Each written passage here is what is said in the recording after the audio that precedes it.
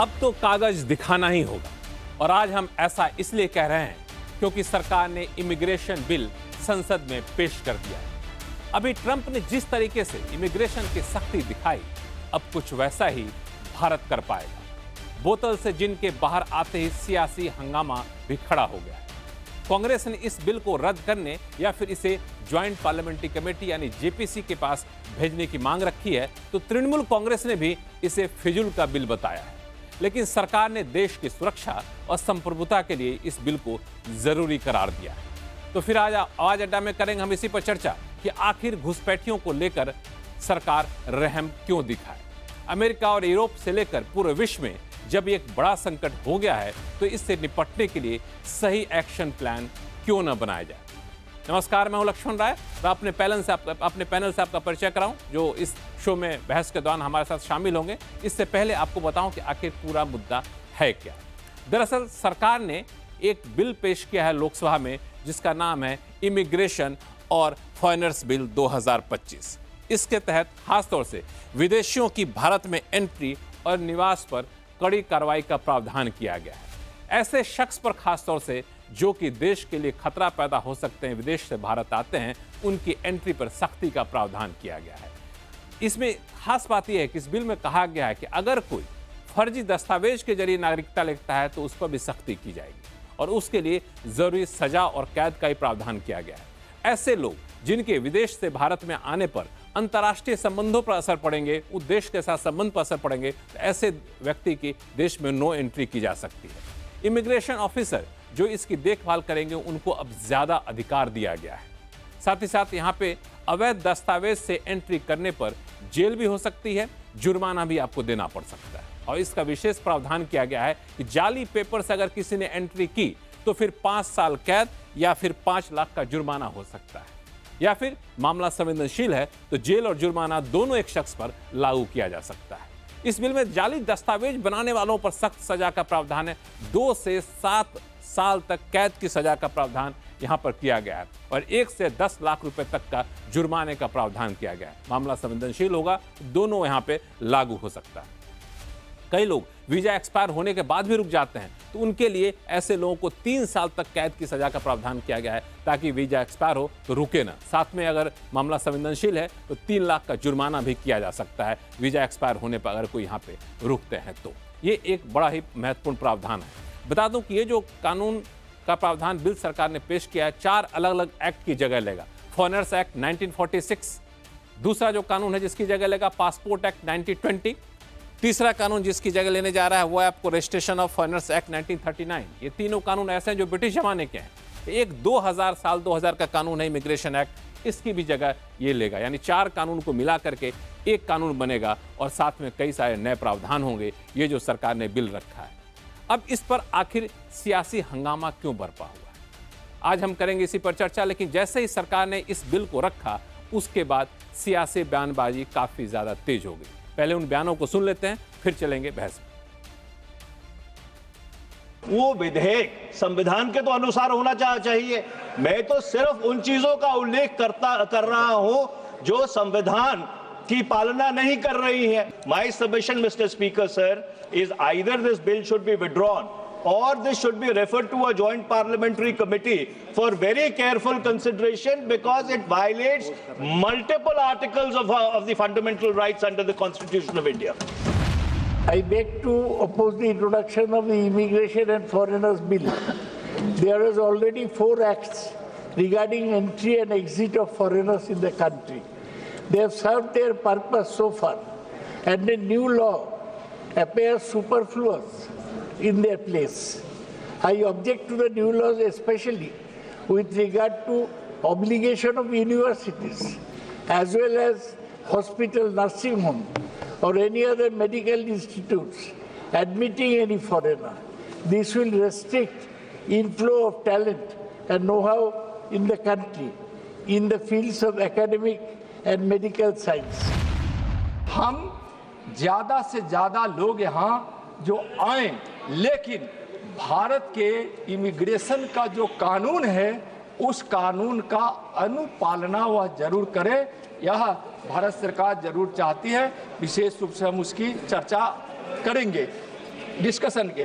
दादा कहे कि यहाँ, और उन्होंने मनीष जी ने कॉज 14 के प्रावधान के संबंध में कहा है। कॉज 14 के प्रावधान वर्तमान में भी मौजूद है, ये नए प्रावधान नहीं है और विदेशियों के अप्रवासन के लिए आवश्यक है। इससे विदेशी पर्यटकों को भी सुविधा मिलेगी, ना कि किसी संस्था को बंद किया जाएगा।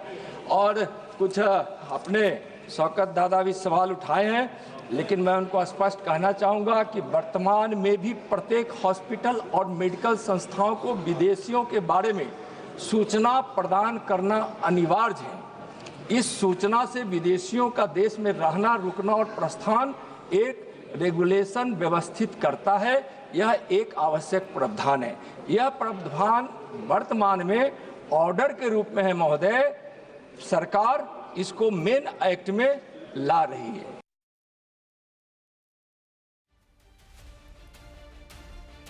बिल्कुल, इन सारे मुद्दे जो उठाए गए हैं इस पर करेंगे चर्चा अपने इस खास शो में।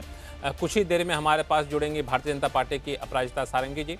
अभी तक हमारे साथ जुड़ चुके हैं कांग्रेस के प्रवक्ता अजय उपाध्याय जी, टीएमसी नेता स्वयं प्रकाश पुरोहित जी और वरिष्ठ पत्रकार हर्षवर्धन त्रिपाठी, और साथ में हैं अंबेडकर यूनिवर्सिटी के प्रोफेसर अभय दुबे जी। आप सभी मेहमानों का बहुत बहुत स्वागत हमारे शो में। आप सभी को मेरा नमस्कार। शुरुआत में अजय उपाध्याय जी आपसे करूँ मैं कि इस बिल का मकसद साफ तौर से सरकार ने कह दिया कि जो लोग गलत तरीके से यहाँ पर आते हैं उनके आने पर रोक लगाई जाएगी।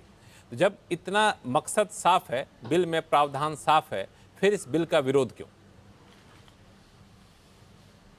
पहले तो मैं बोलना चाहूँगा, बताना चाहूँगा कि क्या इससे पहले जो लोग भी आते थे गैर कानूनी तरीके से, उनको आना है अलाउ था क्या? जिस तरह की बात और बतरंग बनाई जा रही है, विदेशी जो हमारे कानून है, अधिनियम जो है 1946 के, उसमें बहुत सारे संशोधन ऑलरेडी किए जा चुके हैं और उन संशोधनों के माध्यम से हमें अप्रवासन नियम क्या बनाना है, कैसे किसको आने देना है, किसको नहीं आने देना है, उसमें बृहद विवेचना उसकी की गई है। जो आपने नागरिकता अधिनियम 1955 को चेंज किया और अब जो आप सीए लाए हैं, उसमें बहुत सारे ऐसे प्रावधान हैं जिन प्रावधानों पर भी आपने लगातार देखा है कि संशोधन हुए। इसके बाद एनआरसी की भी जो चर्चाएं हो रही हैं घुसपैठ को लेकर, उस पर भी बहुत सारी बातें हुई हैं। मुख्य जो बात है यहाँ, जो आपत्तियों का मामला है कि पहले तो ये सरकार जो है बिना किसी को बताए, एक लोकसभा में एक प्रक्रिया है, प्रक्रिया के तहत चर्चाएं होती हैं, उस पर विधेयक का एक प्रावधान है, हंगामा हो हल्ला हो रहा होता है, उस बीच में एक विधेयक ला देती है अचानक। उस पे जो पार्लियामेंट्री ज्वाइंट पार्लियामेंट्री कमेटी है और बाकी जो चीजें हैं जिसके तहत एक कानूनी प्रक्रिया अपनाई जाती है, उसका इसको कोई ख्याल नहीं है, कोई परंपरा नहीं, ताकि उसमें और बेहतर सुधार किया जा सके। कुछ आपत्तियां हैं जो हम इस पे चर्चा करना चाहेंगे। कोई भी आप कानून बनाते हैं, मानवीय गरिमा का पालन करना भारतीय लोकतंत्र और भारतीय संविधान की मौलिक आत्मा है। कहीं के भी नागरिक हों, भारत के हों, विदेश के हों, हमारे यहाँ यदि कानूनी तरीके से वो आ रहे हैं तो निश्चित तौर पे उनके मानवीय गरिमा का ख्याल रखा जाना चाहिए और उन सारे मानकों का जरूर ध्यान रखा जाना ही चाहिए जो मानवाधिकारों का किसी भी रूप में उल्लंघन न करे, क्योंकि हम अंतर्राष्ट्रीय कानून और संधियों से बंधे हुए हैं। ऐसा नहीं है कि हम अलग से कोई कानून बनाएंगे और अपने को अलग मान लेंगे। वैसे तो हम विश्व गुरु की बात रोज आए दिन ढोंगी मीडिया के माध्यम से चिल्लाते रहते हैं और सच्चाई यह है कि हम अपना दिल और दिमाग इतना संकुचित करते जा रहे हैं। तो मुझे लगता है कि व्यापकता ओवरऑल दिखानी चाहिए जिससे कि भारत की छवि वैश्विक स्तर पे खराब ना हो। अंतर्राष्ट्रीय संधि और नियम जो है हम अनुपालना इसलिए नहीं करते हैं कि हम उसमें बाध्यता सिर्फ रखते हैं, हमारा नैतिक बल एक बड़ा है और हम नैतिकता के आधार पर भी उसका ख्याल रखते हैं। कुछ इसमें प्रावधान जो हम लोगों को अभी तक जो जानकारी मिली है, आगे तो अभी सरकार जब उसको पब्लिक डोमेन में लाएगी, चर्चा कराएगी या ज्वाइंट पार्लियामेंट्री कमेटी में यदि देती है तो आएगा कि कोई भी किसी भी तरह से भेदभावपूर्ण दृष्टिकोण किसी भी रूप में नहीं होना चाहिए। जो भी बाहर के लोग आ रहे हैं उसमें जाति, धर्म और लिंग के आधार पर कोई ऐसा भेदभाव यदि सरकार तार्किक तरीके से कोई बात रखती है तो जरूर उसका हम समर्थन करेंगे, लेकिन वो विवेकपूर्ण होना चाहिए और न्याय संगत होना चाहिए, मानवाधिकारों के दायरे में भी होना चाहिए। पारदर्शिता और जवाबदेही भी होनी चाहिए सरकार की। ऐसा नहीं हो कि किसी को प्रक्रिया के तहत वीजा नहीं प्रदान किया जाए, किसी की नागरिकता रद्द कर दी जाए और अपने किसी चहेते को नागरिकता जो है बिना जवाबदेही का ही उसको तय।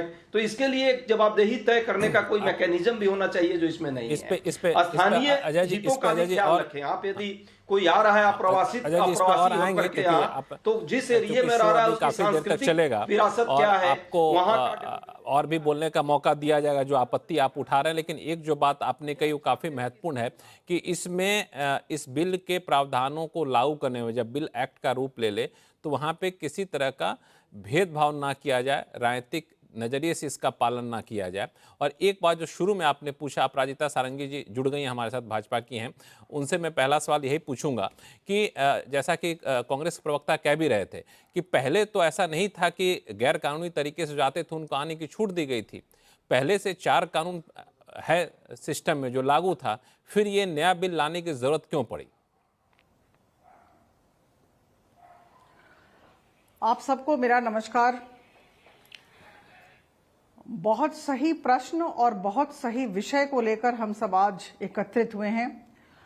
मैं आपको बताना चाहूंगी कि आज फॉरेनर्स और इमिग्रेशन बिल 2025 की उपस्थापना नित्यानंद राय जी जो मंत्री हैं उनके द्वारा लोकसभा में की गई और यह उपस्थापना है। इस बिल के पैसेज के लिए अभी चर्चा की शुरुआत नहीं हुई है, प्रावधानों पर चर्चा होगी। मैं इस बात को स्पष्ट कर देना चाहती हूं। मैं आपको बताना चाहूंगी कि इसके कारण क्या हैं। समझना यह है, वाद विवाद कब होता है, तर्क वितर्क कब होता है, हम कब संदेहास्पद स्थिति में जाते हैं जब हम यह नहीं समझना चाहते हैं या नहीं समझते हैं कि इस बिल को क्यों लाया गया। देखिए, 4 अधिनियम हैं, मैं मानती हूं, फॉरेनर्स और इमिग्रेशन और फॉरेन मैटर्स को देखने के लिए 4 अधिनियम हैं। पहला, foreigners act 1946, immigration act 2000, passport act 1920 और रजिस्ट्रेशन ऑफ फॉरेनर्स एक्ट 1939। ये 4 हैं। लेकिन मैं बता दूं कि ये जो 4 अधिनियम हैं, इनके बहुत सारे प्रावधान, अंग्रेजी में इसे कहा जाता है ओवरलैपिंग हैं, एक दूसरे पर आंशिक तरीके से चढ़े हुए लगते हैं। एक दूसरा मैं आपको बताना चाहूंगी कि ये जो 4 अधिनियम हैं, इन्हें तकरीबन प्रथम विश्व युद्ध और द्वितीय विश्व युद्ध के समय बनाया गया था। तो ऐसा है कि बहुत सारी बातें हैं, बहुत सारे प्रावधान हैं जो आज के दिन में निरर्थक हो चुके हैं, जिसे हम अंग्रेजी में इररेलेवेंट कहते हैं। तो इसलिए इस बात को देखने की जरूरत थी। और सबसे बड़ी बात जो कारण है और जिस कारण का के विषय में नित्यानंद राय जी ने भी आज चर्चा की, ये हमारे देश की सुरक्षा और क्षेत्रीय अखंडता की बात करता है। और इसी वजह से हम चाहते हैं कि जितने भी विदेश से लोग आ रहे हैं, देखिए 3 बातें होती हैं, 3 स्टेजेस होते हैं, आते हैं, रहते हैं और फिर उनका निकास होता है। तो इस समय जब जितने भी लोग विदेश से आए, उनके पास वैलिड पासपोर्ट है कि नहीं, अगर विदेशी हैं तो वो वीसा है कि नहीं, और जितने भी ट्रैवल डॉक्यूमेंट्स होने चाहिए वो ठीक ढंग से हैं कि नहीं। मुझे लगता है कि कोई भी संवेदनशील सरकार, ऐसी सरकार जो देश के लोगों की सुरक्षा का ध्यान रखती है, निश्चित तौर पर देखेगी। और इसलिए एक कॉम्प्रिहेंसिव लेजिस्लेशन की जरूरत पड़ी। ये जो 4 पुराने कानून हैं, इसको मिलाकर इसमें कुछ आंशिक बदलाव लाकर, परिवर्तन लाकर, सकारात्मक तरीके से बदलाव लाकर एक कॉम्प्रिहेंसिव लेजिस्लेशन आज रखा गया है। लेकिन मैं कह दूं कि इन प्रावधानों पर चर्चा होगी। यह कहते हुए मुझे बड़ा अच्छा लग रहा है कि 2 बिल हैं जो जेपीसी में हैं। एक वक्फ बिल जिसकी मैं सदस्य थी, जेपीसी की सदस्य थी, और दूसरा 1 नेशन 1 इलेक्शन। ये जो 2 विषय हैं, इसे जेपीसी में ले जाया गया और वक्फ बिल को तो हमने 6 महीने तक हर एक प्रावधान पर तराशा। तो मेरा ये कहना है कि अभी प्रीमेच्योरिटी होगी, मुझे लगता है इमेच्योर होगा अभी कहना कि नहीं ये बिल खराब है या सही है। यह तो लोकसभा में बातचीत होगी, विवाद होगा, सबके मत लिए जाएंगे, ट्रेजरी बेंच भी हैं और विरोधी दल भी हैं, तो सब लोग अपने मत देंगे। लेकिन मैं आप सबको यह सूचित करना चाहूंगी कि पिछले 1 सालों में 1 अप्रैल 2023 से लेकर 31 मार्च 2024 के अंतर्गत इस 12 महीनों में करीबन 98,40,000 विदेशी हमारे देश में आए। अब आप ये बताएं, मैं नहीं जानती हूं कौन किस पार्टी से आए हैं, मैं सबको नमस्कार करती हूं, लेकिन ये आप सोचिए भारतीय नागरिक के तौर पर कि हम सबका कर्तव्य है कि नहीं कि ये जो करीबन 98 लाख लोग बाहर से आते हैं वो हमारे देश की सुरक्षा पर, क्षेत्रीय अखंडता पर किसी भी तरह का कुठाराघात न करें, हम सतर्क रहें, और इसलिए इस बिल को लाया गया है। तो अभी हम इस पर चर्चा करेंगे। जी, मैं इसी सवाल पे आपके पास आ रहा, यही सवाल लेके मैं आपके पास आने वाला था। जो 98 लाख लोगों की बात आपने की, अवैध तरीके से भारत में घुसने से के रोकने वाले कानून पहले से हैं, और जब पहले से एक कानून है उसके बावजूद आपके ही आंकड़े को माने तो 98 लाख लोग आ चुके हैं। इस बिल में ऐसा क्या किया गया है कि अब ये लोग नहीं आ पाएंगे लागू होने के बाद? क्योंकि सबसे बड़ा सवाल तो ये उठता है, कानून होता है, इसको लागू कर पाना, क्योंकि अलग अलग स्टेक होल्डर होते हैं। देखिए, ऐसा है कि इस कानून को इंट्रोडक्शन के बाद, उपस्थापना के बाद पब्लिक डोमेन में ले आया गया है। अगर आप हमारे पोर्टल पर जाएं तो आप पढ़ सकते हैं। 24 पृष्ठा की ये बिल है, अब इसे जरूर पढ़ें। इसमें जो फाइन का विषय है वो फाइन बढ़ा दिया गया है। जहां तक पेनल्टी की बात है, पेनल्टी बढ़ाई गई है। इमिग्रेशन ऑफिसर जो है इसे बहुत मुझे कहूं कि अकाउंटेबल बनाया गया है। और सबसे बड़ी बात है कि ये जो सारे प्रावधानों में जो परिवर्तन लाया गया है, इससे किसी भी तरह का अधिक खर्चा नहीं होगा। Nothing from the consolidated fund of India for recurring and non recurring expenditure होगा। तो मुझे लगता है कि कहीं ना कहीं कार्यान्वयन के समय में जो असुविधाएं थी, उन असुविधाओं को दूर करने के लिए कुछ परिवर्तन लाए गए हैं सकारात्मक तरीके से। एक दूसरा, मैं आपको बता दूं, जैसा कि मैंने पहले कहा कि हर एक व्यक्ति जो आता है, जो रहता है और वो जो जाता है, ये जो 3 स्टेजेस हैं, इसमें इसके पास वैलिड डॉक्यूमेंट्स रहने हैं, पासपोर्ट हो, वीसा हो। तो ये जो चेकिंग होगी, उसके बाद जो कार्रवाई होगी, इसमें सख्ती बरती जाएगी। तो इस तरह की बातों को लेकर हम बिल को लाए हैं, और मुझे लगता है कि प्रधानमंत्री जी के हर एक पदक्षेप को हम विरोध न करें। ऐसा है कि to every action of prime minister Modi there is an equal and opposite negative reaction. ये नहीं होना चाहिए। बहुत ही सोच समझ के इस बिल को लाया गया है, तो मैं तो स्वागत करूंगी। बहुत ही सोच समझ के इस बिल को लाया गया है। स्वयं प्रकाश पुरोहित जी हमारे साथ हैं, जो कि टीएमसी के नेता है। स्वयं प्रकाश पुरोहित जी, भाजपा ने तो साफ कर दिया कि इस बिल को अभी पेश किया गया है, कुछ सुझाव होंगे तो उनको हम स्वीकार करेंगे, और जरूरी नहीं है कि जो भी बिल, जो भी कदम सरकार ले उसका विरोध किया जाए। और जैसा कि अपराजिता सारंगी मैम ने कहा कि इस बिल में ऐसे प्रावधान किए गए हैं कि अब अवैध तरीके से लोग जो आते हैं, घुसपैठी हैं, उन पर और ज़्यादा सख्ती से कार्रवाई की जा सकेगी। तो इसका तो कोई, इस पे तो कोई आपत्ति होनी नहीं चाहिए। नहीं, आपत्ति ऐसी नहीं है। देखिए, मैं अपनी बहन अपराजिता से एक बात कहना चाहूंगा। उन्होंने खुद स्वीकारा अभी कि 98 लाख लोग आ चुके हैं। पश्चिम बंगाल, त्रिपुरा, आसाम, ऐसे बॉर्डर एरियाज हैं जो बांग्लादेश या और दूसरे कंट्रीज से कनेक्ट करते हैं। मगर इसके बावजूद भी ये नहीं बता पाई कि इनके जो गृह मंत्री है अमित शाह जी, जो डायरेक्ट बॉर्डर सिक्योरिटी फोर्स को, बीएसएफ को हैंडल करते हैं, वो उनकी क्या जवाबदेही है। वो अपनी जगह से भाग रहे हैं। एक्चुअली ये मुद्दों को उलझा रहे हैं पूरे देश के अंदर में। अभी जैसे हमारी दीदी ने अभी एक बात उठाई थी पिछली 27 तारीख को, इलेक्शन कमीशन ऑफ इंडिया के लिए। इलेक्शन कमीशन की वेबसाइट में आप देखिए, मध्य प्रदेश में एक व्यक्ति है जिसकी उम्र 43 साल है, और उसके घर में सेम एड्रेस पे उसके 43 बच्चे हैं। 43 उसके बच्चे हैं, और उस बच्चों की उम्र 44 साल, 48 साल, ऐसे वोटर कार्ड बने हुए हैं। इसके बारे में ये कोई जवाब नहीं देंगे। इनको मुद्दों को भटकाना है। लोग, देश की जनता महंगाई से त्रस्त है, उसके बारे में ये बात नहीं करेंगे कि आप अपनी जेब की बात करेंगे। ये बात करेंगे औरंगजेब की।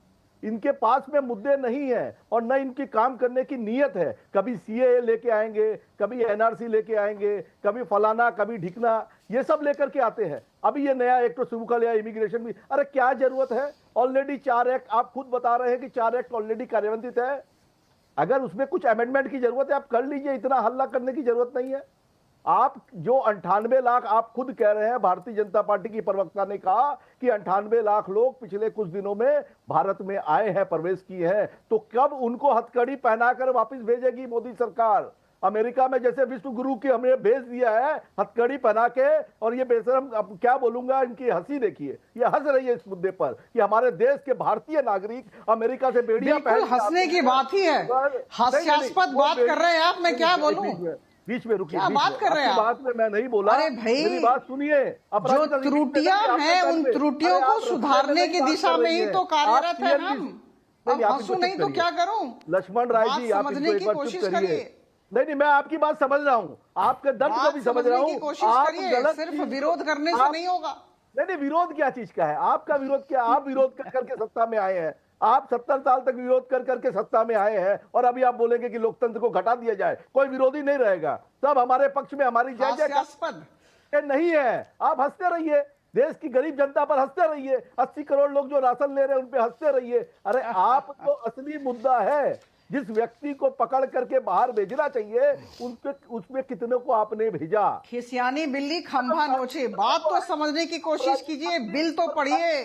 अरे भाई बिल तो पढ़िए, आप पढ़िए, किस मंशा से इस बिल को लाया गया है उसे समझने की कोशिश तो करें, प्रयत्न तो करें। स्वयं प्रकाश पुरोहित जी, पुरोहित साहब, इन्होंने अपराजिता जी ने साफ तौर से कहा कि जो बिल में खामियां थी उन खामियों को दूर करने के लिए नया बिल लाया गया है। जो मौजूदा कानून में खामियां थी उन्हीं को दूर करने के लाया गया है।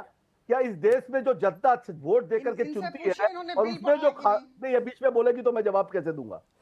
इनको चुप करिए। नहीं, मैं सुन रहा हूँ, आपकी बात जा रही है, चैनल पे जा रही है, बोलिए। हाँ, देखिए, आपने जो सवाल, अपराजिता जी एक बार सुन लेते हैं। आपने जो खामियों की बात की, तो खामियां तो हमने निकाली है। भारतीय जनता पार्टी के चुनाव में उनको ये वोटर से कोई फर्क नहीं पड़ता है क्या? वो सारे क्या इनके वोटर से क्या? इलेक्शन कमीशन ऑफ इंडिया की जो वेबसाइट है उसके ऊपर में जिस तरह से खामियां निकल रही है पूरे देश से, सीआई ने स्वीकारा है। उसके बारे में आप थोड़ा सा मुद्दे से हम लोग भटक रहे हैं। ये मुद्दा था कि जो अवैध तरीके से लोग आ रहे हैं उनको रोकने के मौजूदा कानून जहां विफल होती है उसी को दूर करने के लिए नया कानून लाया जा रहा है। ठीक, आपके पास आऊंगा दोबारा से, अपराजिता जी आपके पास भी आऊंगा, लेकिन 2 वक्त और है, उनको जोड़ लेता हूं, फिर आपके पास आऊंगा मैं। 2 वक्त और है। हर्षवर्धन, आपने सही कहा, एकदम 10 सेकंड आपने एकदम सही कहा कि मुद्दों को भटकाने की कोशिश मैं नहीं, ये देश की सरकार कर रही है, चुनी हुई सरकार कर रही है। पूरे देश में अभी ज्वलंत मुद्दा है इलेक्शन कमीशन के ऊपर में, जिस तरह से ये एपिक कार्ड वाला जो मुद्दा है जो दीदी ने उठाया, आज सारी विपक्षी पार्टियां हैं लोकतंत्र में। अरे बिल छोड़िए ना, बिल पढ़ करके आइए। अरे बिल आपने पढ़ लिया ना, आपने पढ़ लिया, आप लागू करिए, और कब 98 लाख लोगों को वापिस भेजेगी इसके बारे में बताइए। ये सब मत बताइए, दिशा आपकी हमें पता है। इस पे अपराजिता जी से रिएक्शन लूंगा मैं। इस पे आपने जो मुद्दा उठाया, इस पर अपराजिता से कमेंट लूंगा मैं। हर्षवर्धन त्रिपाठी जी, ठीक है, एक मिनट, जब बाकी 2 वक्ताओं से अपनी बात कर लेते हैं, फिर हम लोग आप लोग के पास आएंगे। हर्षवर्धन त्रिपाठी जी, आपने सुना कि 98 लाख लोग अभी आ चुके हैं पिछले कुछ महीनों में, और पहले से भी कानून था, और जाहिर तौर पे ये सब मान रहे थे कानून बहुत ज़्यादा इफेक्टिव है नहीं, और या तो कानून को सख्ती से लागू करिए या फिर नया कानून लाइए। आपने इस बिल को तो पढ़ा है, तो आपको क्या लगता है कि ये बिल वाकई घुसपैठियों की समस्या को हटा पाएगा, दूर कर पाएगा? लक्ष्मण जी, सबसे पहले तो ये कि ये बड़ा हास्यास्पद तर्क है कि इसके पहले भी तो लोग आते जाते थे, तो कानून वही क्यों न रहने दिया जाए। तब संविधान बन गया था, नेहरू जी को पहला अभिव्यक्ति की स्वतंत्रता वाला संशोधन भी क्यों करना पड़ता।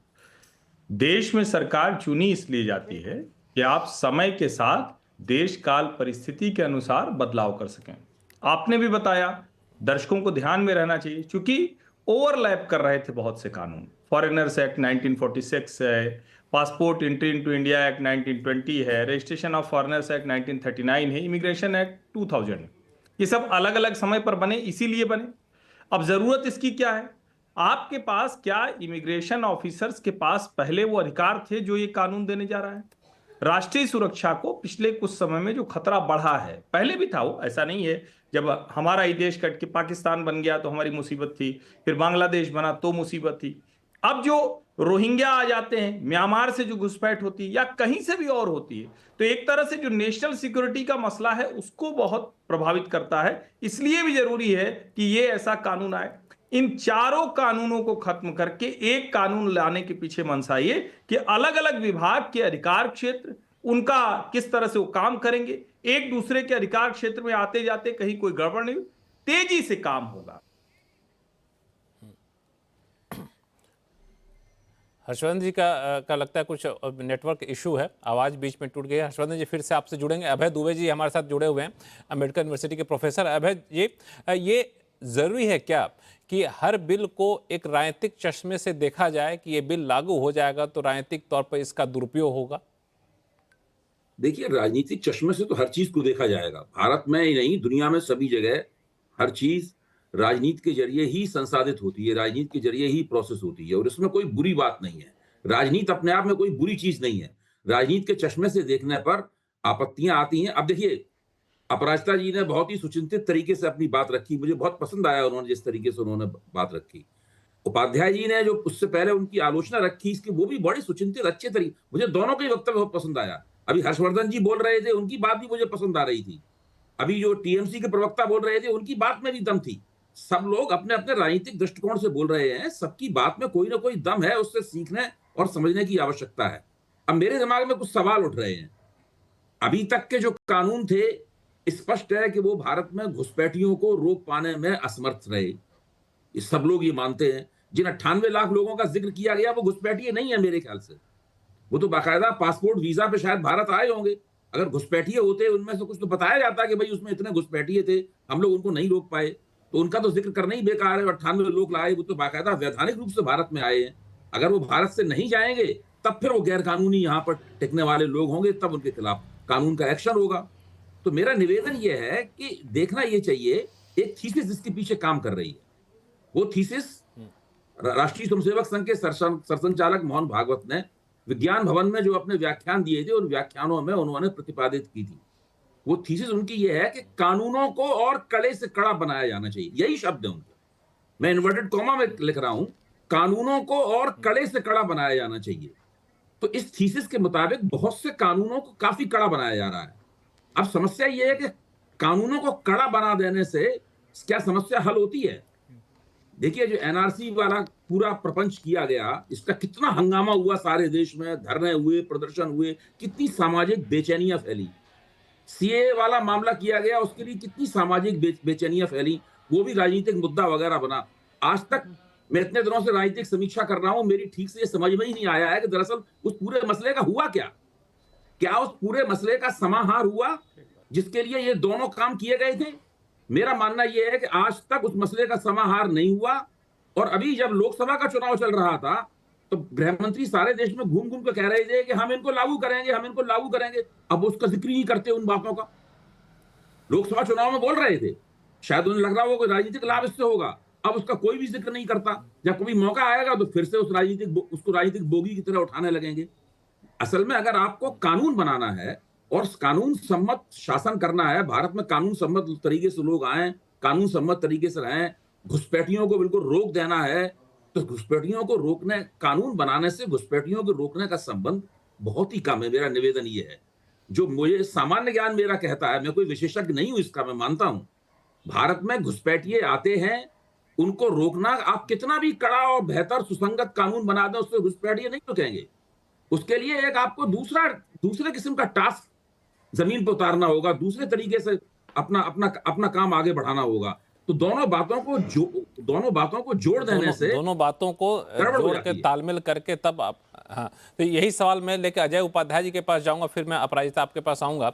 अजय जी, ये जो पूरा मामला है, ठीक है, मान लिया जाए इस कानून को सरकार लागू कर देती है संसद से पारित होने के बाद, ऐसा तो है नहीं कि सारा का सारा अधिकार केंद्र सरकार के पास आ जाता है। कानून लागू करने का आखिरकार अधिकार तो राज्यों के पास होगा। और आप भी तो इस बात को मानते होंगे, गैर कानूनी तरीके से कोई भारत में आ रहा है तो उसको रोका जाए, क्योंकि इससे स्थानीय लोगों को दिक्कतें होती हैं, उनके अधिकार कम हो जाते हैं।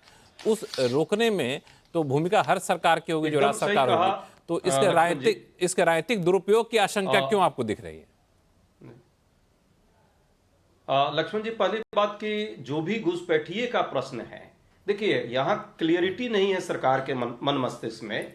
इमिग्रेंट के मामले में ऑलरेडी हमारे पास कानून है। मान लीजिए ठीक है, यदि इमिग्रेंट के कानून को आपको कुछ परिवर्तन करना है तो उससे घुसपैठिए का समस्या का कोई निदान हो जाएगा, ये हो ही नहीं सकता।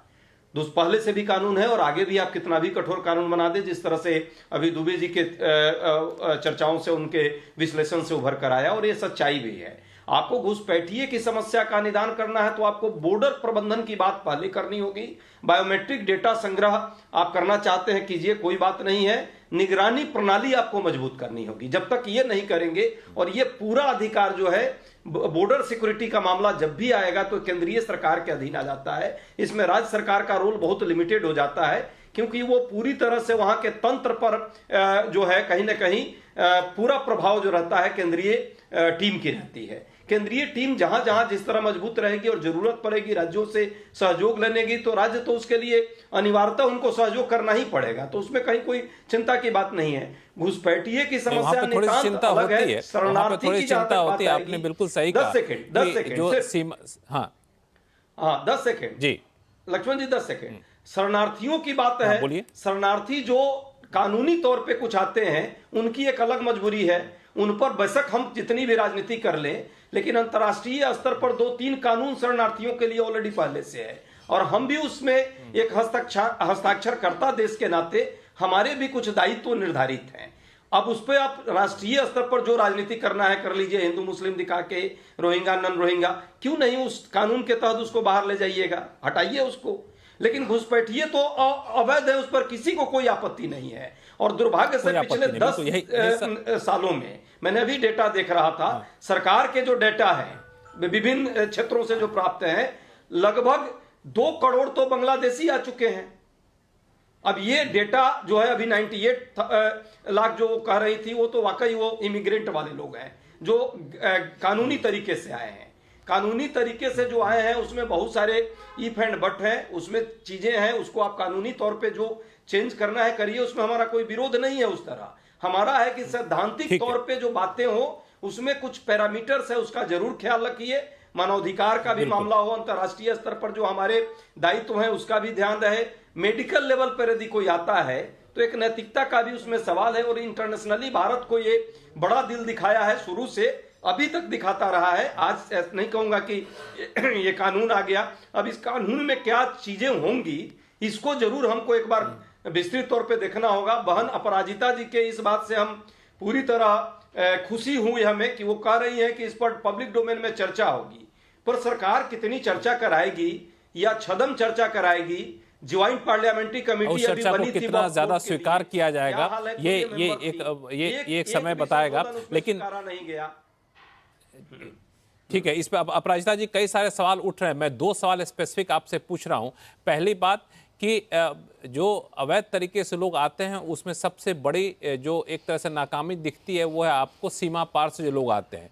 बॉर्डर सिक्योरिटी का मामला होता है जो एक केंद्र सरकार का, विशुद्ध केंद्र सरकार के क्षेत्र में आता है, तो उसको कैसे आप सुनिश्चित करेंगी, क्योंकि वहाँ से घुसपैठिए ज़्यादा आते हैं। दूसरा सवाल ये उठता है कि जब आ जाते हैं तो उनके स्थायी निवास के लिए राशन कार्ड बनवाना हो, आधार कार्ड बनवाना हो, स्थानीय प्रशासन की भूमिका काफ़ी महत्वपूर्ण हो जाती है कि फर्जी तरीके से ये सब ना बने।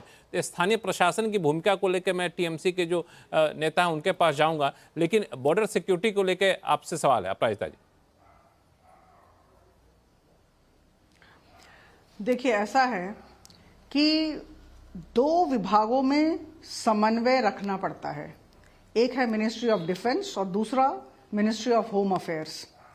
और आप देख रहे होंगे 26 मई 2014 हमारे प्रधानमंत्री जी ने इस देश का कार्यभार प्रधानमंत्री के तौर पर संभाला, और इन 11 वर्षों में एक पर एक ऐतिहासिक अधिनियम उन्होंने लाया।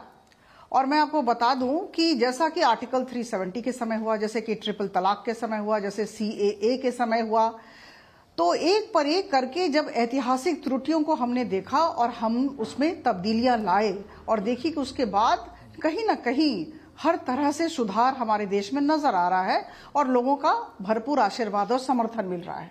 मैं ये कहना चाहती हूं कि कुछ ऐसे क्रॉनिक इश्यूज होते हैं, जो पेंडिंग इश्यूज होते हैं, जिनको सरकार ठीक समय आने पर लेती है। तो अभी आज के समय में मैं कह दूं, बड़े गर्व के साथ कहती हूं कि आदरणीय प्रधानमंत्री जी की सरकार ने सोचा कि इस बात को, जो फॉरेनर्स एंड इमिग्रेशन बिल है, इसे लाया जाए और ये जो 4 अधिनियम बने हुए हैं जो अप्रासंगिक हो गए हैं, बहुत सारे प्रावधान हैं जिनको रिविजिट करने की आवश्यकता थी, और एक व्यापक अधिनियम बनाया जाए, कॉम्प्रिहेंसिव लेजिस्लेशन, और फिर इसका कार्यान्वयन ठीक ढंग से हो। और जैसा कि अभी कहा गया, कानून का भय होना चाहिए। मैं प्रशासनिक अधिकारी थी, मैं जानती हूं कानून के भय का क्या अर्थ होता है। तो कानून के भय का होना बहुत जरूरी है। वो कब होगा? अगर वैसे प्रावधान होंगे एक, और दूसरा उसका कार्यान्वयन सही ढंग से हो, सख्त कार्यवाही हो। तो मुझे लगता है कि इस बिल को जब हम अधिनियम का जामा पहना देंगे तो उसके बाद निश्चित तौर पर जब इसका कार्यान्वयन होगा मिनिस्ट्री ऑफ होम अफेयर्स की तरफ से, मिनिस्ट्री ऑफ डिफेंस भी सहयोग करेगी, जहां तक बॉर्डर सिक्योरिटी फोर्स का सवाल है, मिलकर समन्वय स्थापित करके काम करेगी और इस अधिनियम को ठीक ढंग से हम कार्यान्वित करेंगे, तो बहुत सारे इश्यूज हैं जो हम जिसकी चर्चा कर रहे हैं, उन सारे प्रॉब्लम्स का समाधान होगा। लेकिन यहाँ पे अपराजिता जी, एक सवाल जो अभय दुबे साहब ने कुछ देर पहले उठाया था, वही बात जो आप कह रही हैं कि कानून ठीक है आप ले आइए, लेकिन कानून को लाते वक्त काफ़ी जोर शोर से उसकी उपयोगिता बताई जाती है सरकार की तरफ से, लेकिन जब कानून लागू करने की बात आती है तो सरकार उसमें ढीली पड़ जाती है और फिर उस कानून का हवाला तभी दिया जाता है जब चुनाव आता है, जब उसका राजनीतिक फायदा उठाया जा सकता है। अभय दुबे जी ने इसके लिए 2 कानून का हवाला दिया, एक नागरिकता कानून, एक और कानून अभय दुबे ने बताया था। ये आरोप लगता है आप पे? मैं आपसे एक प्रश्न करना चाहती हूं, 11 वर्षों में कितने बड़े बड़े दंगे हुए हैं देश में, आप ये बताएं। ट्रिपल तलाक के बाद मुझे लगता है हमारी मुस्लिम बहनों को बड़ी राहत मिली है। आर्टिकल 370 और 35A को जब हमने गुड बाय कहा, उसके बाद से निश्चित तौर पर जम्मू कश्मीर में शांति बहाल हो रही है, लोग खुश नजर आ रहे हैं। तो कहीं ना कहीं जन समर्थन और आशीर्वाद जब सरकार को मिलता है, यह एक बहुत बड़ा मैं कहूंगी बहुत बड़ी अभिव्यक्ति है कि वो संतुष्ट हैं और धीरे धीरे हम शांति बहाल कर रहे हैं। अगर महाकुंभ में 67 करोड़ लोग इस तरह से स्नान करते हैं और चू तक नहीं होता है, तो बहुत बड़ी बात है। मुझे लगता है कि सरकार एक पर एक बड़े पदक्षेप को लेकर सफल होती जा रही है, क्योंकि शांति है, क्योंकि ये जो सकारात्मक परिवेश होना चाहिए, उस सकारात्मक परिवेश की सृष्टि हुई है, और इसी वजह से हमारे देश में इतने बड़े बड़े कार्य होते जा रहे हैं। तो मुझे लगता है कि हमें मानना होगा, बहुत लोगों को हो सकता है कि समर्थन देने में कष्ट हो रहा हो, लेकिन जो सही है उसे तो मानना ही पड़ेगा। बिल्कुल। एक सवाल लेता हूं, फिर उसके बाद मैं ब्रेक पे जाऊंगा। स्वयं प्रकाश पुरोहित जी, कि जब भी ऐसे कानून आते हैं, खासतौर से अवैध तरीके से लोग जो यहाँ पे रहते हैं, उसमें स्थानीय प्रशासन का सहयोग बड़ा जरूरी होता है ताकि ऐसे लोग स्थायी रूप से वहाँ ना आए। मिसाल के तौर पर बड़ा आसानी से राशन कार्ड बन जाता है, उस राशन कार्ड के आधार पर आधार कार्ड बन जाता है, उस राशन कार्ड के आधार पर पैन बन जाता है। तो इसको रोकने में स्थानीय प्रशासन भी बहुत हद तक नाकाम रही है, और उसका एक ताज़ा उदाहरण बार बार दिया जाता है पश्चिम बंगाल से। पश्चिम बंगाल हमेशा से ही इस चीज के अंदर में, क्योंकि वो बांग्लादेश का सबसे ज्यादा हिस्सा पश्चिम बंगाल से जुड़ता है, और बांग्लादेश में जब 1947 और 71 में जो लोग आए, जो हमारी ज्योग्राफिकल जो हमारी विभाजन हुआ उसके बाद में आए, तो भारत के नागरिक हैं। अगर भारत के नागरिक नहीं है तो उनके आप क्यों रह रहे हैं वो देश के अंदर में? देश की सरकार 11-12 साल से सत्ता में है, क्या कर रही है देश की सरकार? उनको तो निकाल के, मैंने कहा उनको बसों में ट्रेनों में आप भर के भेज दीजिए बांग्लादेश। कौन बोल रहा है आपको यहाँ रखने की? इसकी जिम्मेदारी राज्य सरकार की नहीं है। आप आधार कार्ड की जो बात की, आधार कार्ड राज्य सरकार के हाथ में नहीं होता है। आधार कार्ड कौन बना? केंद्रीय एजेंसी है। आधार कार्ड का जिस तरह से दुरुपयोग हो रहा है, आप देखिए पश्चिम बंगाल के अंदर आधार कार्ड पकड़ लिए, राशन कार्ड छोड़ दिए। नहीं, राशन कार्ड देखिए, राशन कार्ड गरीब आदमी अगर आपके एरिया में रहता है, आप उसको राशन दे रहे हैं, आप मत दीजिए ना। आपका सारा डॉक्यूमेंट्स तो आधार कार्ड के ऊपर लिंक हो रहा है। जब मोदी जी ने वोट को भी कहा था 2019 के बाद में कि हम वोटर कार्ड को आप आधार से लिंक कर देंगे, आज तक तो हुआ नहीं, खाली बड़ी बड़ी बात करनी है। कब कहा था आप मुझे बता दीजिए कि आधार कार्ड को वोटर कार्ड से लिंक करना है? ये संसद में बिल पास हुआ है और ये कब लागू होगा? रहा बात, इन्होंने कहा, ये अभय दुबे जी ने बहुत अच्छी बात कही। उन्होंने कहा कि मोहन भागवत जी ने अपने कड़े शब्दों में कहा कि इस तरह से आप कड़ा कानून बनाइए कि लोगों को भय लगे। भय लगे? अरे इस देश के अंदर भय का तो माहौल है, महंगाई चरम सीमा पर है, बेरोजगारी चरम सीमा पर है। देश के अंदर में बात करते हैं सीएए, एनआरसी, हर साल बंगाल में चुनाव है। मैं कह रहा हूं बंगाल के चुनाव के लिए सगुफा छोड़ा गया है और ये चुनाव तक बचता रहेगा, वो होनी जानी कुछ नहीं है। आप भेजिए ना हथकड़ी पहना के बांग्लादेश के लोगों को बांग्लादेश में। लीजिए, अब एक नया एंगल यहाँ पे आ गया कि बंगाल में चुनाव है, बंगाल के चुनाव के लिए सगुफा छोड़ा गया है, ये लंबे समय तक चलता रहेगा। इसमें पुरोहित जी आपसे मैं रिएक्शन और लूंगा, बाकी वक्ताओं से भी, लेकिन फिलहाल वक्त है छोटे से ब्रेक का। ब्रेक के बाद जल्द लौटते हैं, फिर आप लोगों के पास आता हूँ, कहीं जाइएगा नहीं। फिर से आपका स्वागत है। आप देख रहे हैं आवाज अड्डा। हम लोग चर्चा कर रहे हैं सरकार ने घुसपैठियों को रोकने के लिए जो कानून लाने का प्रस्ताव रखा है, उससे वाकई घुसपैठिए कितने ज्यादा रुक पाएंगे। हर्षवर्धन जी के पास जाऊं, इससे पहले एक छोटा सवाल अपराजिता आपके पास लेकर आना चाहूंगा कि टीएमसी के अभी नेता कह रहे थे कि ये बंगाल में चुनाव है, बंगाल के चुनाव को देखते हुए सगुफा छोड़ा गया है, जैसे चुनाव खत्म हो जाएगा सब कुछ शांत हो जाएगा, ऐसा है क्या सारंगी जी? बहुत हास्यास्पद है। देखिए, ऐसा है जैसा मैंने कहा कि इन 11 सालों में प्रधानमंत्री मोदी जी की सरकार ने बहुत ऐतिहासिक पदक्षेप लिए हैं और उन ऐतिहासिक पदक्षेपों में मुझे लगता है यह भी एक बहुत बड़ा कार्य माना जाएगा और यह काम पहले होना चाहिए था, अभी हो रहा है। पर मैं ये कहूंगी यही समय है, सही समय है। एक पर एक करके जितनी भी ऐतिहासिक त्रुटियां रही हैं हम उन्हें दूर करते आ रहे हैं और देश में शांति का माहौल है, सकारात्मक माहौल है, हम विकास के दर को बढ़ा रहे हैं और इसी दिशा में ऐसी अनुभूति हुई कि इन घुसपैठियों पर भी वार किया जाए। एक दूसरा, ये जो फॉरेनर्स, इमिग्रेशन, ये जो बातें हैं, इनसे जुड़े हुए जितने भी अधिनियम हैं वो ठीक ढंग से कार्यान्वित हों और कानून को सख्त बनाया जाए, कानून का भय लोगों के मन में हो, ये बहुत जरूरी है। मैंने कहा सख्त बनाया जाए, कानून का भय लोगों के मन में बनाया जाए, ये इसलिए नया बिल को लाया गया है। सुरक्षा और क्षेत्रीय अखंडता, ये सबसे बड़ी बात है, तो इसी वजह से इसे देश की सुरक्षा और क्षेत्रीय अखंडता, ठीक है, समझ गया। एक मिनट जरा, होते ही रहते हैं, कोई बात नहीं है। केरल में भी इलेक्शन है, पश्चिम बंगाल में भी इलेक्शन है, कोई बात नहीं है। पश्चिम बंगाल को मद्देनजर रखते हुए ऐसा किया जा रहा है, ऐसा सोचना तो हास्यास्पद है। असम में भी जोड़ रहे हैं पुरोहित साहब। तो मैं कह दूं आसाम हर्षवर्धन जी, है, पश्चिम बंगाल है, तो ये सोचना ठीक है। वहाँ पे कैसे वोटर कार्ड और आधार कार्ड बन के रह रहे लोग और वहाँ कैसे घुसे त्रिपुरा में जहाँ पे डबल इंजन की सरकार है। देखिए, नहीं, आप तो अपनी बातें, उनको क्या देखना है। मैं सवाल कर रहा हूँ कि वहाँ तो डबल इंजन की सरकार है। बहन जी, डबल इंजन की सरकार में भी खेला हो रहा है, तो आप सोचिए कि आप कहाँ खड़े हैं। आप ये जो लोगों को गुमराह कर रहे हैं। देखिए, ऐसा है कि आप सब जानते हैं कि प्रधानमंत्री मोदी जी को अद्भुत समर्थन और आशीर्वाद लोगों का मिल रहा है।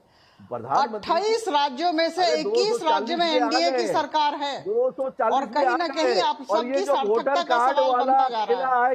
तो शोर मचाने से कुछ नहीं होगा, पहले बिल पढ़िए।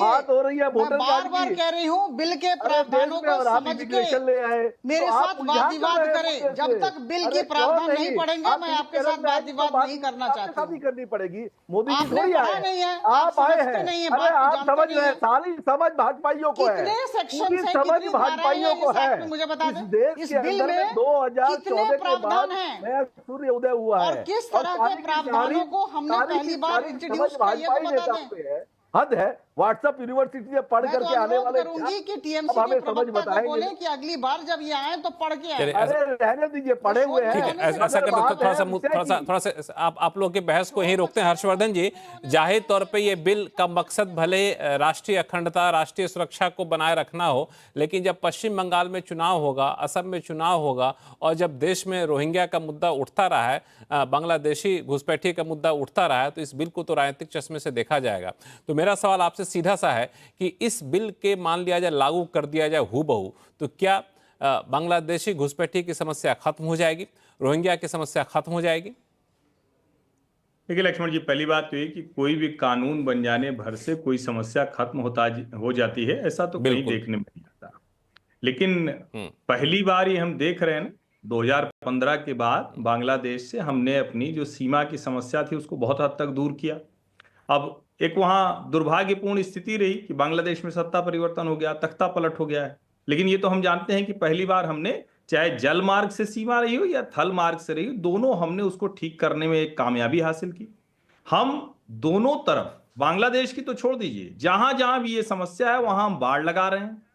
पहली बार म्यांमार की सीमा पर फेंसिंग हो रही है। मणिपुर में, जिसको हम कहते हैं ना कि इतना देश के लिए वो पीड़ा का विषय है, लंबे समय से वो चीजें चल रही हैं, उसमें जो विदेशी हाथ होने की बात है वो भी कोई जिसको कहें कि इंकार नहीं कर सकते। जो ड्रग कार्टेल का ट्रायंगल बनता है वो भी हर कोई जानता है।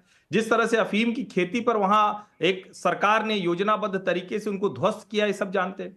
अब सवाल ये है कि ये वाले कानून पर हम चर्चा करते जब ये कह रहे हैं कि भाई इससे क्या बदलेगा।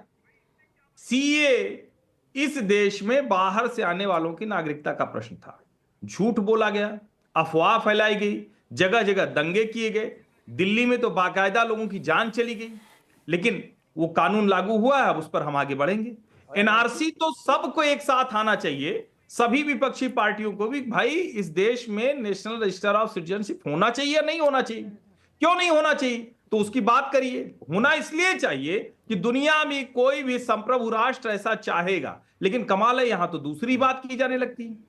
जितने कानून बनने थे, क्या शिक्षा नीति, राष्ट्रीय शिक्षा नीति आई या नहीं आई कि नहीं हर्षवर्धन जी? जब उसके बाद हम देखते हैं कि आर्टिकल 370 बरसों बरस पड़ा रहा उसी में, लेकिन अब जब आया तो उससे बेहतरी हो रही या नहीं हो रही? आज 15 साल भारतीय न्याय संहिता, जब अंग्रेजों का बनाया कानून दंड विधान था, हम उसके लिहाज से चल रहे। भारतीय न्याय संहिता बनी, सबसे सोच के, समझ के, पूछ के, सारी जो कंसंट्रेशन प्रोसेस है वो पूरी की गई।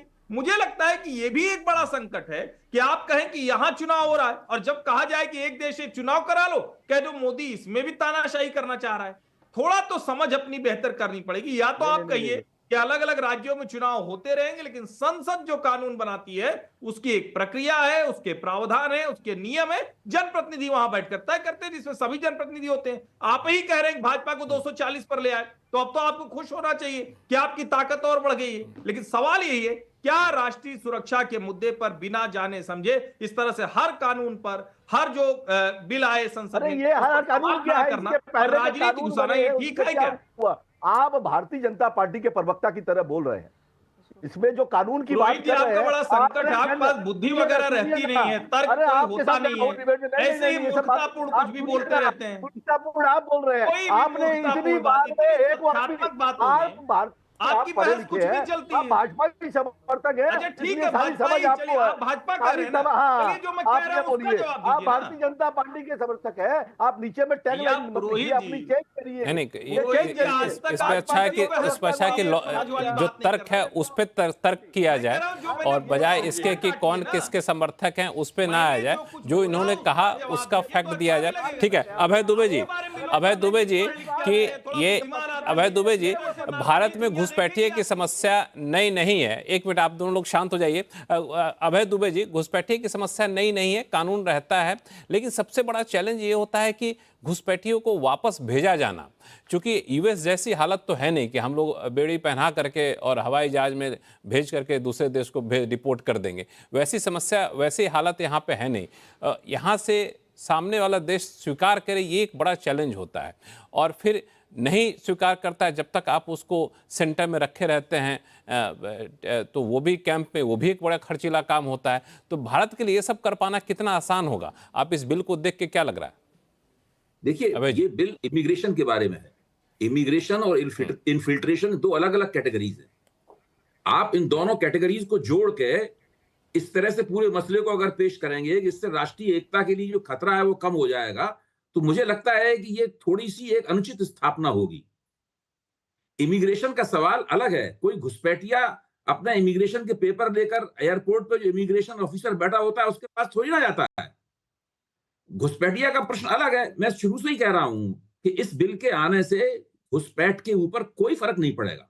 दो बिल्कुल अलग अलग बिल में तो ये भी कहा गया है, अभय जी, इस बिल में तो ये भी कहा गया है कि अगर आप हैं, भारत में पाए गए, तो आपसे पूछा जाए कि आप भारतीय हैं कि बाहर के हैं, तो आपके ऊपर जिम्मेदारी होगी साबित करने की कि हम भारतीय हैं या फिर बाहर के हैं। ये तो पहले भी था। यहाँ पे तो घुसपैठिया लक्ष्मण जी, ये तो पहले भी था कि जो आदमी विदेशी यहाँ पे मौजूद है, भारत सरकार, पुलिस वाला, कानून का कोई भी व्यक्ति उससे पूछ सकता था। हम लोग भी नागरिक के तौर पे पूछ सकते थे कि भाई आप हैं तो आप कानूनी रूप से हैं, ऐसे ही घुसे हुए हैं यहाँ पे।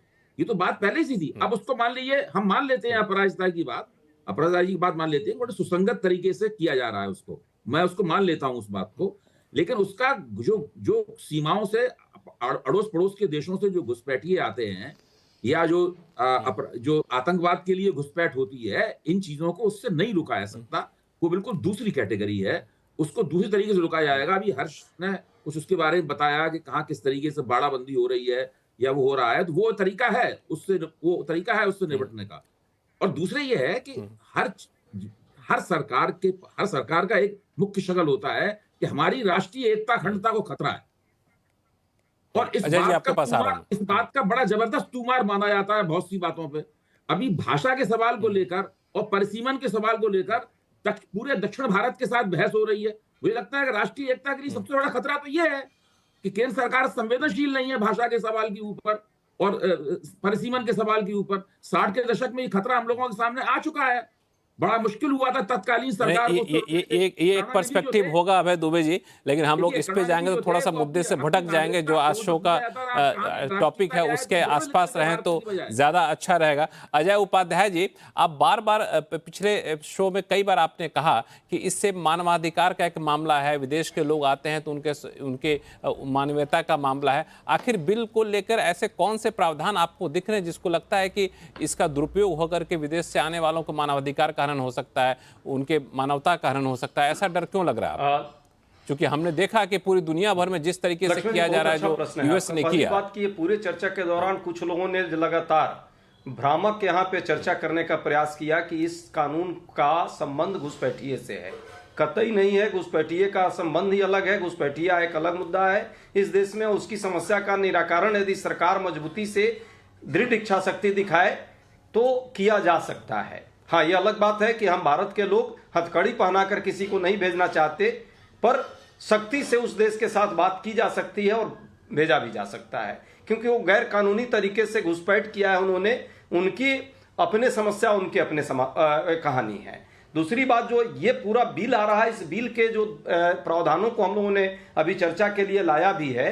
2-3 मुद्दे हैं, जैसे मेडिकल वीजा जो हम दे रहे हैं, अभी तक जो देते आए हैं, उसमें उनके जो बीमारी क्या है उस व्यक्ति की, उसको सार्वजनिक करने का अभी तक प्रावधान नहीं है। और ये इंटरनेशनली इसका एक मायने है, मेडिकल नैतिकता का भी मामला है।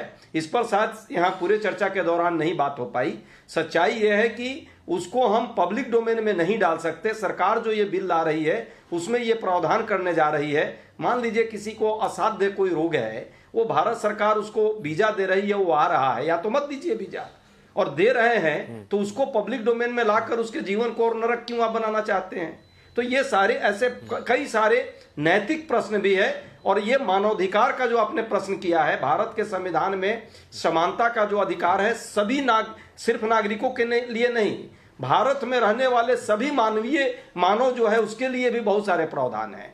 जाति, धर्म, लिंग के आधार पर हम भेदभाव नहीं कर सकते। अपराजिता सारंगी जी, शो का समय खत्म हो रहा है। अजय जी, आपको मैं बीच में रोक रहा हूं। अपराजिता सारंगी जी, इसमें जो प्रावधान का जिक्र यहाँ पे अजय जी ने किया, दूसरा कि जो इमिग्रेशन अधिकारी है उनको बहुत ज्यादा अधिकार दिया जा रहा है, इसलिए सवाल उठ रहा है। और एक सवाल मेरी तरफ से कि क्या ये ऐसा वक्त कभी आएगा कि जिस तरीके से यूएस ने इलीगल इमिग्रेंट्स को भेजा अपने देश से बाहर, अपने अपने देशों में, वो स्थिति भारत की भी कभी आ सकती है कि भारत भी इसी तरीके से भेजे सख्ती से? देखिए, मैं कहूंगी सकारात्मक दृष्टिकोण के साथ हम इस बिल को देखें, इस विधेयक को देखें। और यह जो विधेयक लाया जा रहा है, संस्कार लाने की चेष्टा की जा रही है भारत सरकार के द्वारा, यह सिर्फ भारत में नहीं हुआ है, यह विभिन्न देशों में चल रहा है। यूनाइटेड स्टेट्स की बात आपने कही, United states, Hong Kong, Australia, Singapore और गल्फ कोऑपरेशन काउंसिल कंट्रीज, सारे देशों में संस्कार लाने की कोशिश की जा रही है इमिग्रेशन और फॉरेन अफेयर्स को लेकर। तो भारत में भी हम करने जा रहे हैं, और यह तो अभी इंट्रोड्यूस हुआ है, उपस्थापित किया गया है। अभी वाद विवाद होगी, प्रावधानों पर वाद विवाद होगा, बार-बार बहुत सारे सजेशंस आएंगे और उसके बाद बिल्कुल आपने बहुत ही अच्छा सकारात्मक एक संदेश दिया कि अभी तो बिल पेश किया गया है, इस पे चर्चा होगी, चर्चा के दौरान कुछ सकारात्मक सुझाव आएंगे तो सुझावों को लागू भी किया जाएगा। तो मुझे लगता है कि अभी बहुत ज़्यादा विरोध करने की जरूरत है नहीं। हाँ, अपने अपने विचार जरूर रखे जा सकते हैं। तो शो का समय खत्म हो रहा था। आप सभी मेहमानों का बहुत बहुत धन्यवाद हमारे शो में जुड़ने के लिए। आवाज़ अड्डा में फिलहाल इतना ही। देखते रहिए CNBC आवाज़। नमस्कार।